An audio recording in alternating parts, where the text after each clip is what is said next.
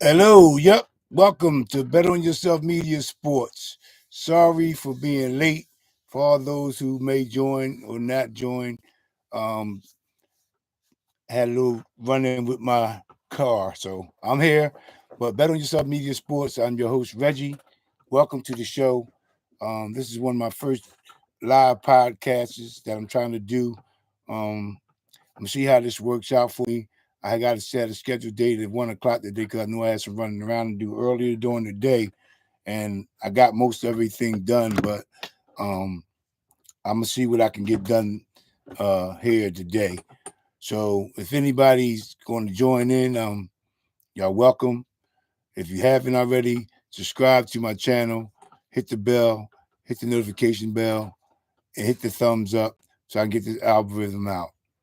Well, today I just want to be minute on. I got a couple of topics that I will go over discussing the Eagles, but I just wanted to get some feedback from some people out there, find out where they at with the Eagles situation, or what are they thankful for in life, period, and we can talk Eagles. But I'm going to talk about the Eagles in regardless to that matter because I got a something that I want to get off my chest, and it's regarding to Brian Dawkins announcing to the team, challenging the team to, you know, put some fire, put some fire behind them pads, and do some hitting, you know.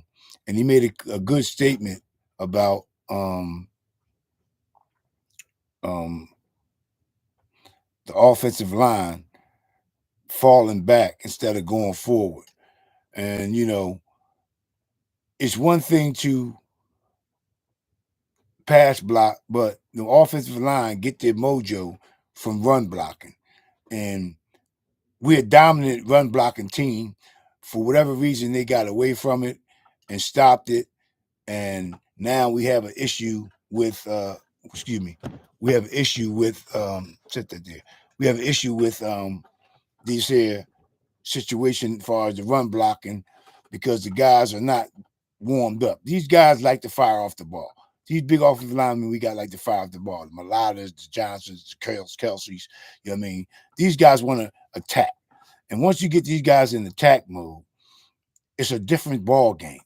Now we can go to the pass, like Dawkins was saying, you know. And I'm a firm believer in it.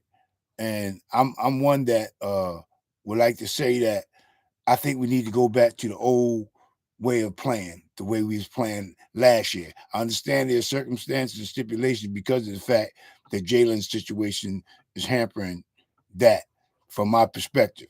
And if you don't know what I'm talking about, but Jalen being injured with the knee, that's why we don't go run the RPOs no more. If you have noticed, the RPOs is out of our playbook as of right now. And is it a problem? Yeah, because of now team don't have to play us for the run of Jalen Hurts so much.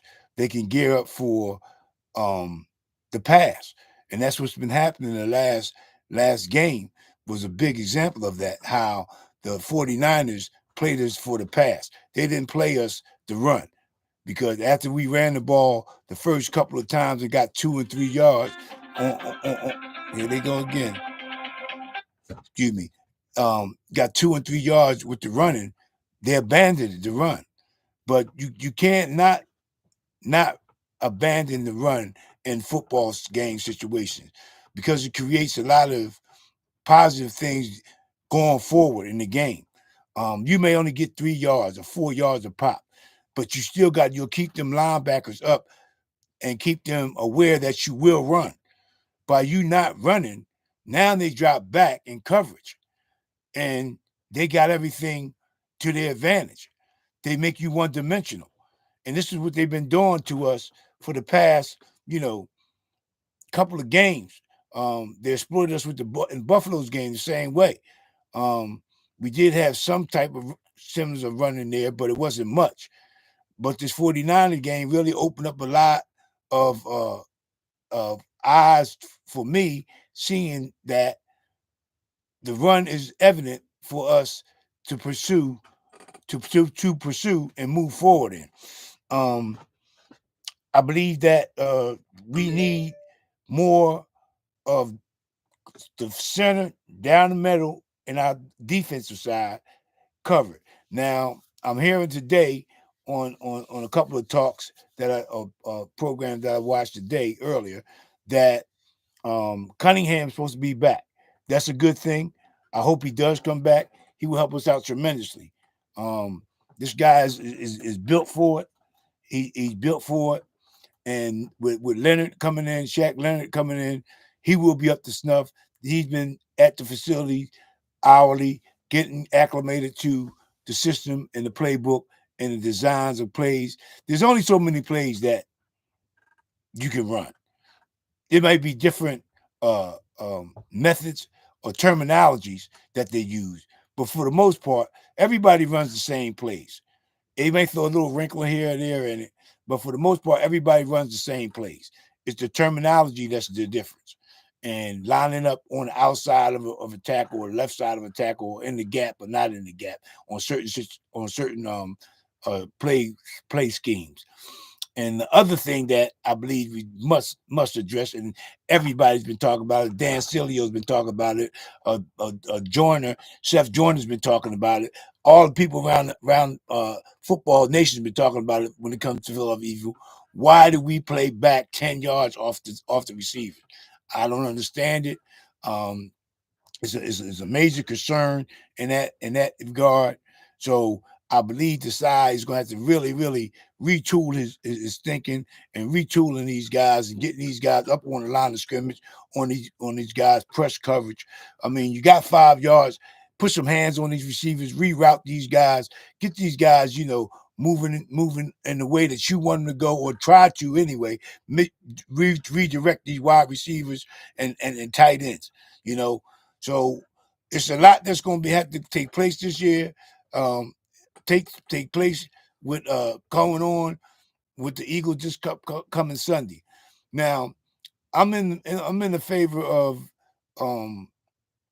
the play calling being going solely to Brian Johnson. I'm hearing that Nick Sirianni has a lot to do with the play calling. We've been through his play calling regime before in the past. His play calling regime was thank you there, go Birds. Let's go Birds. His play calling didn't work. When he passed the play calling over before Shane Steichens, we elevated ourselves in the matter of the offense, moving more fluently, getting down the field yardage, running the ball. It was a balance between running and passing when he took over the offensive play calling.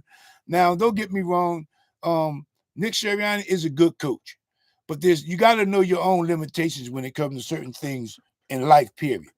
And him as a football coach, he got a football mind. He was grown up around football. His family's a football family, and he played football, so I can't say he don't know football, but you got to know your niche in the game, and especially when you're in the position that he's in as a head coach.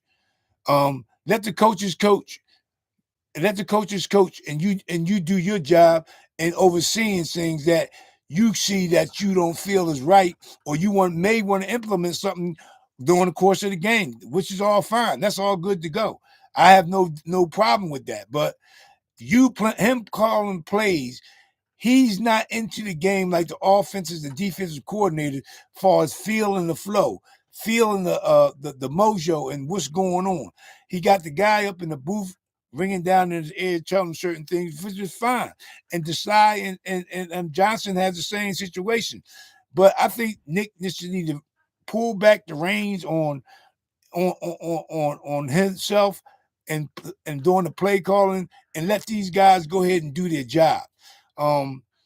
It was some more talk about the analytics part of the theories that we use and how we scheme in our games, our plans for the preparations of these games. They're saying that it's more analytics than we really know. And don't get me wrong, analytics is okay. But to me, I'm not an analytic guy. I'm an old school guy. Read your play sheet, study film, know your opponent, different coverages, pass coverages, run coverages. So when you're out on the field, it'll be automatically embedded in you, not by a scheme of these new terms, analogies that they're using, far as when to run the ball, when not to run the ball, what players to put in the game at certain times of the game for certain situations. I mean, analytics could be used, is good to be used, I meant to say, excuse me, if you use it in the proper way. And it to me, it destroyed baseball. I don't like it. With the way they use it in baseball, and I see that it is becoming a thing in football now. Um, a lot of teams are using it. I did some research on it, and a lot of teams are using this analytic stuff, far as preparation for games, practices, and so forth with these teams nowadays. Um, like I said, I'm old school, so I'm not accustomed to of this system to being a a cure for winning. To me, I believe it's something that you could use to subsidize certain situations in a ball game, and in certain situations during the course of a game. But to make it the main cognizance of your preparations for a football game, I don't think that's healthy. You know what I mean? Maybe I'm wrong. I don't know. I could be wrong. But from what I'm seeing, and I'm using the eye test, I'm not going on me because I'm not in the game at this moment. I'm done. But from what I'm seeing, it's not panning out to be what they think it is going to be, what it should be. Put it that way. Excuse me. So hey, you know, let's try to go back and use some the the older techniques and a way of preparing these guys and studying film and you know. But the main thing about it all, you got to be as a person. Excuse me. You as a person and an individual got to take things personal for yourself too. A lot of times you can't just rely on what the coaches give you or um, how how things are being schemed up because you're in the battle. You're in the battle. The coaches are on the sideline. They can see certain things, but they can't feel what you feel in game action as a player. You know what I mean? It's not for them to feel like that. So their job is to position you and put you in position to make the proper plays on both sides of the ball, offensively and defensively, and special teams for that matter.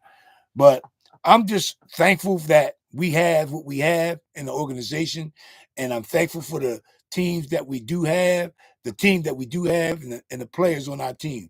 We have some great bunch of guys on our team in Philadelphia. We got great people in management with Howie and the rest of the guys. We got great security team, as y'all know, Big Dom and his crew underneath of him.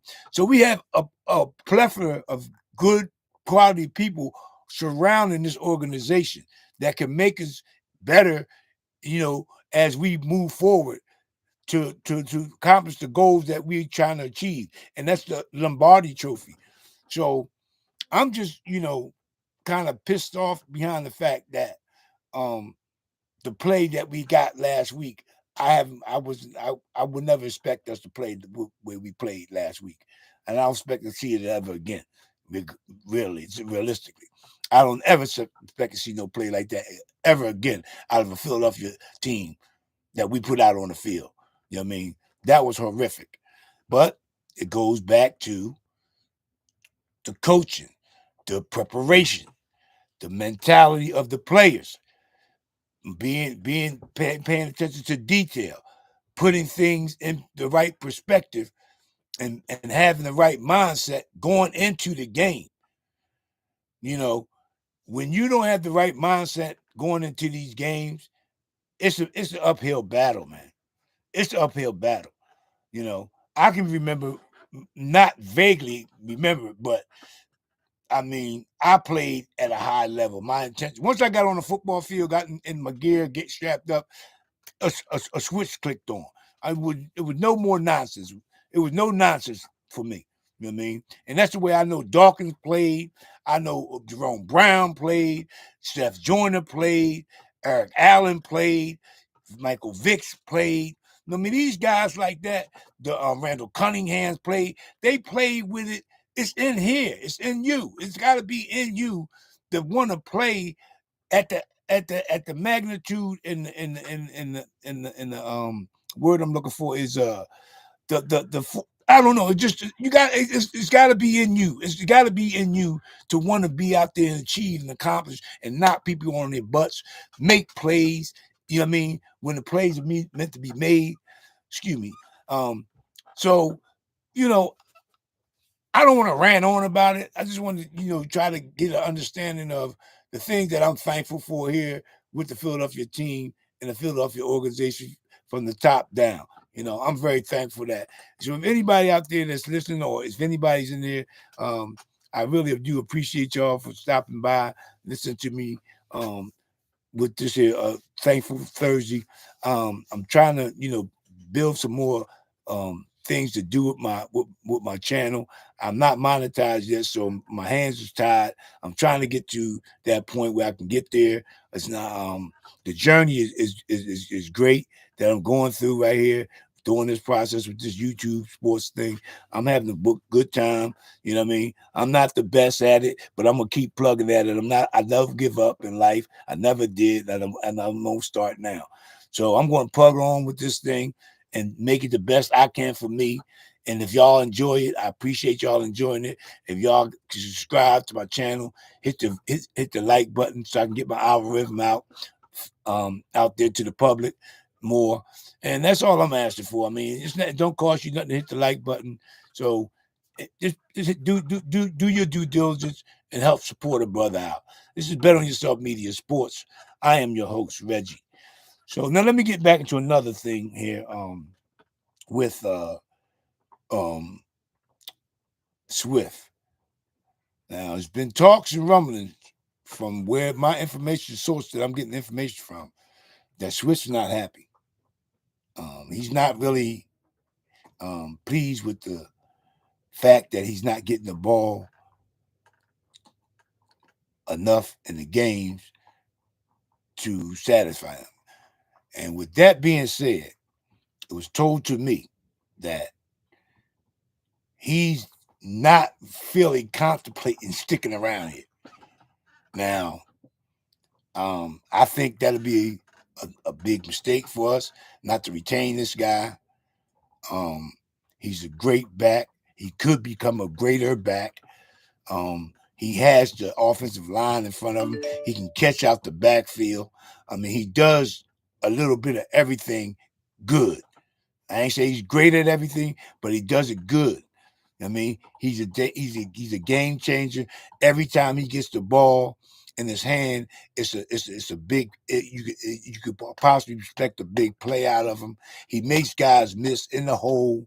You know what I mean? So, I would hate to see this guy walk away from Philadelphia, and this is his hometown. On top of that, to lose a guy of his caliber, I think would be a big, big loss for us. I'm quite sure you can get some other backs to patchwork it up, but to have a back with his capabilities is rare. So I would hate to see him walk. And the teams that I've been told that was interested in him, guess who? The 49ers, the Chiefs. I think they were saying there was Green Bay or Texas. You know what I mean? The Texans was interested in him. So this is what I'm hearing. Chat. Don't quote me on it or nothing like that. This is what I'm hearing. But I'm for sure certain that what I'm hearing about Swift not being happy is true. Because, excuse me, it's true because I'm from Philadelphia. I do have some resources as far as people that know Swift family and is quite familiar with them. And I got some information in regards to that matter from that source. You know what I mean? So um it is what it is. I would hate to see that happen, but yep, it would be a bad day in Philadelphia to lose this guy. Other good thing that I'm feeling good about coming this coming weekend, Sunday night, Dallas Goddard will be returning. This is going to make a difference for us because the Eagles went away from their game plan when Dallas got hurt in the last Cowboys game. Since then, when Goddard went out, and the same thing happened last year when Goddard went out, they went away from the game plan. They don't like to use the tight ends that we have in the same fashion that they would if Goddard was there. Understandably, that they're not Dallas Goddard. But when you change the game plan and don't use them at all, it gives the other team leverage in the fact that knowing that they're not going to use these tight ends. So that's another person or position that they don't have to really focus on because they know the Eagles are not going to make that a priority to use their tight ends when Goddard's not there. So they might throw them a pass or two during the game just to make it look good or try to make it, but that's not enough. And then we miss Dallas Goddard with his blocking. But I believe I'm just speaking in the future here. The kid um, that we got from Denver, he's gonna be a big. I went my brain. His name went blank in my head. Alberto. There you go, Alberto. That's what I call him, Alberto. It's gonna be a big difference next season for us. Um, he's got nothing but upside. I like this kid. I seen his tape from Denver, and I watched some of his college tape. The kid has nothing but upside. He can catch the ball. He blocks fairly well, but he can get the accliments of that going through camp and OTAs and all that there. So he can get all that. He can pick that up between now and next year and beyond. But as far as him catching and blocking, I think we got something there. We do have something there with this guy. We have something that I think will be um, worthy of keeping this guy around. He's worthy of keeping him around. I believe this that's to be true. And what else we got going on? Our punt team is doing great. Our special teams they're holding their own up. So we can't complain about them. Our kicker Akers is doing a fantastic job. So I mean, we are in the right position to capitalize on the things that we know we can capitalize on because we have the personnel in house to do it. No doubt about it. We have the personnel in house to do it. So, you know, okay, girl, sit down. It's my dog. She wanna be on. So I believe that um we're going to beat Dallas this weekend. I know that's going to be a fact because if we don't, it's not going to look good dropping from first down to fifth. Giving San Francisco the heads up. I mean the the lead on us as far as the seed number one seed and having to go down to San Francisco to play them. We will beat them in San Francisco. It's going to be a different atmosphere for us. And then what we just experienced with San Francisco is no way in hell we'll ever play them again. And stop. And not be prepared. I cannot see that coming in the far future with them not being prepared ever again to face San Francisco or no other team of that magnitude. You cannot not run the football in the NFL and win games. 9 times rushing total in a game is not going to get it. It's not, you're one dimensional. you're not. It's not going to cut it. It's not going to cut it. Not at all. It's not going to cut it, man. It's not going to work. So, you know, these guys, I believe AJ Brown and the rest of the team got together, and from the way AJ was speaking in his interviews, wait and see. They took something off my plate and so forth. Well, they came and they took your food, took your cookies, took your ice cream, took everything they wanted last week. So they might think y'all sweet now, so they can come back and take whatever they want. Next week, taking your woman from y'all. You don't want that. I don't hate to see that. You don't let nobody come in your backyard and treat you like that. Nah. There they go. No, you don't do that. You can't allow that to happen. Not as a man to a man, and the football team. You can't allow nobody come to your house and do you dirty like that, and not make somebody pay. Preferably them, because we will play them again. We're going to face them again. We're definitely going to face them again, for sure. You know, for sure. So, you know, I'm just trying this out, and I appreciate those who have stopped by and checked in with me. I do appreciate it. I really do. I'm going to keep plugging along. You know, like they say, one monkey don't stop no show.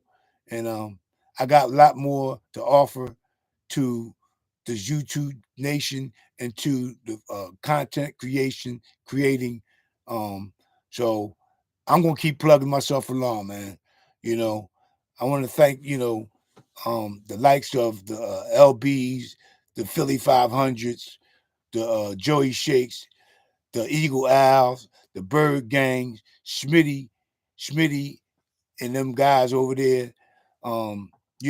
Simone and all those guys for, what they do. They inspired me to do what I'm doing now, and I'm very much appreciative of it. And I'm gonna keep doing what I got to do. You know, I like sports. I'm a big Eagles fan, as y'all see, Sixers fan, all Philadelphia sports and abroad. But I'm a homer. I'm Philly first, but I like all sports. But I'm a homer. So I'm gonna continue doing what I'm doing. And I just want to thank y'all once again.